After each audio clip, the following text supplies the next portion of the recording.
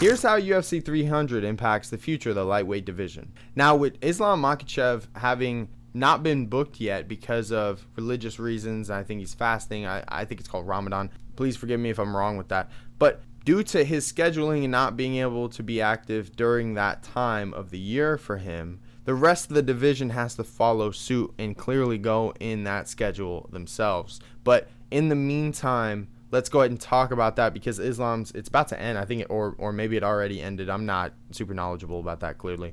But UFC 300, the matchups on here do determine the future matchups for the division and possibly championship implications. Now, there's been a lot of rumors because Dustin came off of beating BSD at 299, whether he's going to get the next title shot or not, and that's mainly due to scheduling of how things are because of this card right now. And if that's the case, I'm not necessarily against it. I'm okay with Dustin getting a title shot. Not that it fucking matters. I don't get a say. But I would love to see that fight. I think Islam needs to get more title defenses. I'm not saying that his run is illegitimate at all because he's a very fucking good fighter. He's a monster. But the only title defenses he has are against the featherweight champ or ex-featherweight champion, I should say.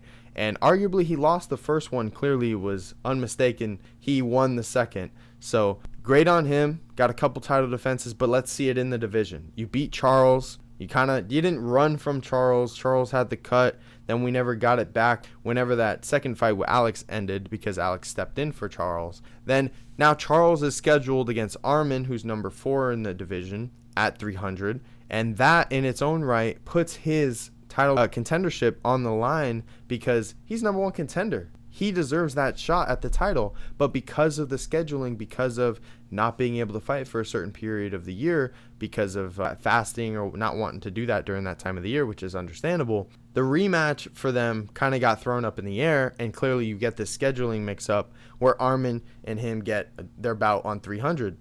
And similar aspect with Justin Gaethje because him and Max Holloway, who's ranked number 2 for the featherweights, they are going to be fighting for the BMF title at 300 as well. And don't get me wrong, both these fights, like Charles going against Arman, Justin going against Max, super duper fan favorite, love them, great. I'm excited for the fights, but for themselves and getting that opportunity taken away, or at least risking that opportunity, where you might not get that next title shot if you lose this one. That's big. Don't forget that. Because these guys putting their title contendership on the line to getting that opportunity. Now, Justin never got a crack at Islam. Charles at least lost to Islam. So we have to give that some credit. Where whether Charles is number 1 or not, Justin is number 1 or not, Justin never got a crack at Islam. Charles has. So we'll see how that goes. And we'll see how their matchups pan out for themselves because clearly they need to win to be able to keep their contendership and get a shot at the belt. Now, the biggest mystery is whether their scheduling had helped Dustin Poirier get a title shot, which in my opinion, I think it did because now Islam, I believe, like I said, he's coming out of that fasting or whatever it is. I don't want to speak on something I'm not super credited on, but Dustin Poirier now coming off the win to BSD at 299, that's a big up for him because his stock is now risen again. Him and Gaethje, even though losing to Gaethje via the head kick, they're 1-1. So it's even though he has the last laugh, they've both beat each other. So there still needs to be a trilogy for that, which would be fucking great because we all love the Austins. But Dustin not being booked and coming off the fucking great victory against BSD at 299 could land him that opportunity to get a title shot, which I wouldn't be upset with because that would be a great fucking bout. Islam versus Dustin, who gets another shot at the belt, and it's against Khabib's cousin brother, whatever the hell they are to each other. I don't know, but they're clearly in the same realm or at least train together. That'd be great. Yeah, sign me up for that one. Then number 4, ranked Arman. Arman's going against Charles, as I said earlier. We'll see how that pans out because his stock is rising, clearly. Now, Gamrot at number 5. Michael Chandler at number 6, who's waiting for McGregor. Gamrot just came off beating RDA at 299, who's ranked number 12. And it's not bad. It's a name. He's building his resume. But now, depending on what happens here, let's say Charles loses. Let's say Justin loses. What happens? Does Max join the lightweight rankings? Where does Arman land up? Where does Charles end up? And then based on that, does Gamrot get a shot at one of these guys to go up in the rankings? Does Dustin get that title shot after these wins and losses? Who gets the next title shot? That's all dependent on scheduling and rankings. Oh, I guess maybe not rankings, because rankings in the UFC are kind of a joke, but they should matter, especially in this deep of a division. I think it's going to be an all-out brawl for this championship just to even get the contendership. Just to contend for the title, you're going to have to go through a row of fucking killers. And not even mentioning, that's just the top 5 and 6. I ain't even gone over. You got number 7, Beneil Dariush, who's beaten number 5. But even though he has a loss to number 4 and number 1, he's now number 7.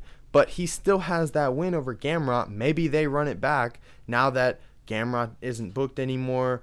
Beneil's coming off a couple losses, and he just lost against Arman. And then you have Rafael Fiziev, who lost to Justin, who lost to Gamrot, and he's not booked either. Now he's number 8. Then Dan Hooker, who's not booked at all, coming off his win against Jalen Turner, who's number 9. And then number 10, Jalen Turner. Literally, like, it's a row of dudes who are fucking legit. And you have to make sure. Number 11, BSD, who just lost to Dustin Poirier. I mean, number 12, RDA, I mentioned earlier, who's not booked, who just lost to Gamrot at 299. This division is stacked. Now, Jalen's also booked at 300 against Renato Moicano, who is number 13 in the division. So every single fight that is booked for this matters in the division, because if Jalen keeps his ranking, who does he face moving forward in the rankings? Is it Fiziev? Is it Dariush? We'll find out. Clearly, Chandler is holding on to number 6. He'll probably drop a little bit due to inactivity, I imagine, but he's holding out for the McGregor return, which I don't blame him. But overall, that's how UFC 300 impacts the future of the lightweight division. And it's just a fireworks division. One of the greatest and deepest of all time. You guys know it as fans, and if you don't know, now you fucking do. Dana White. But I'll see you guys in the next one. Let me know what you guys think down below, whether Islam gets that matchup with Dustin, if Charles beats Arman or vice versa, if Justin beats Max or vice versa. It's going to be a fireworks card, and I'm excited for Saturday. So I'll see you guys. Have a good one. Peace.